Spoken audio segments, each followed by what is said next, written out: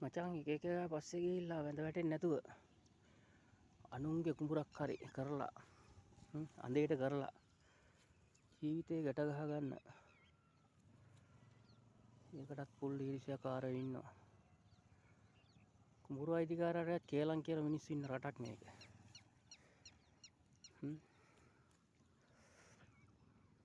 දුප්පත් මිනිස්සුයෙකුට ජීවිතේ ගැට ගහ ගන්න දෙන්නෙම නැහැ. ලොකු ලොකු සල්ලිකාරයොත් දුප්පත් මිනිස්සයා කරන දෙකෙන් පංගුවට හරි කරන කුඹුරක් ඒකත් ඉල්ලන පොරේ. පුදුම රටක අපි ඉපදුනේ. ජීවිතේ ඉදිරියට යන්න දෙන්නෙම නැහැ. කොහෙන් හරි අදින්න තමයි බලන්නේ. නොසලී ඉදිරියට යනවා.